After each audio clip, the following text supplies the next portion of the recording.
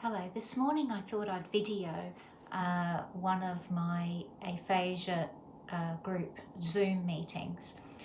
This is quick and dirty video, so I might forget some things.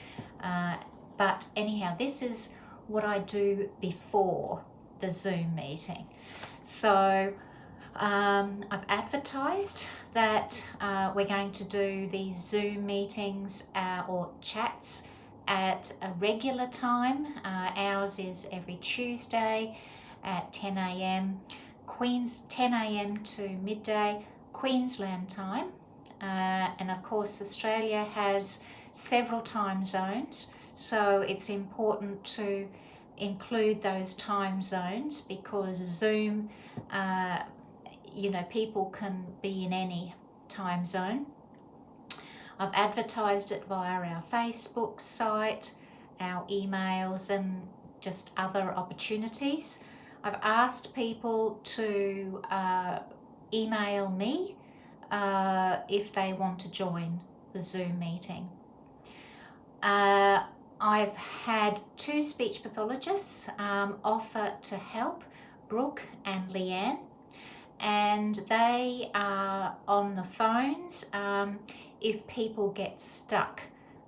So they're on the call with me, but if they can see that someone's having trouble, they might phone them and try to help them. So people with aphasia or their family members will email me, and I ask them to give me their phone number so that Brooke or Leanne can phone them. I ask them what device they're using and also just their experience with Zoom, whether they've used it before or not.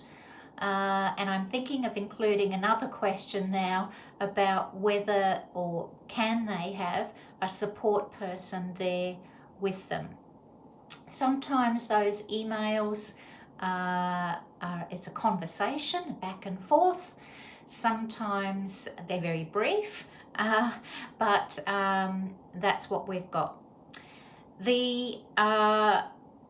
Before we start the Zoom meeting, I combine all the participants' names, their emails and their phone numbers, and any sort of things that I have found out about them in a comments column, and I email that list to Brooke and Leanne, and I allocate them to one of the participants with aphasia or family members. So generally, if the participant lives in Queensland or something like that, then I'll allocate it to Brooke, who lives in Queensland, and Leanne specialises more in iPads and things like that. She knows Zoom on iPad, so I'll allocate her those people. So so that's what I do beforehand. The time I usually start the new people off half an hour early than the people who are experienced.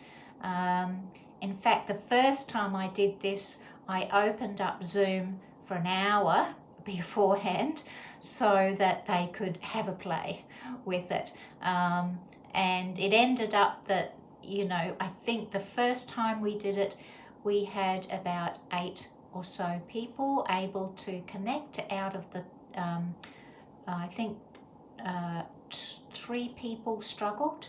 But when we had other people who said they were going to join but didn't, so we don't know what happened to them. So yes, that's before the Zoom call.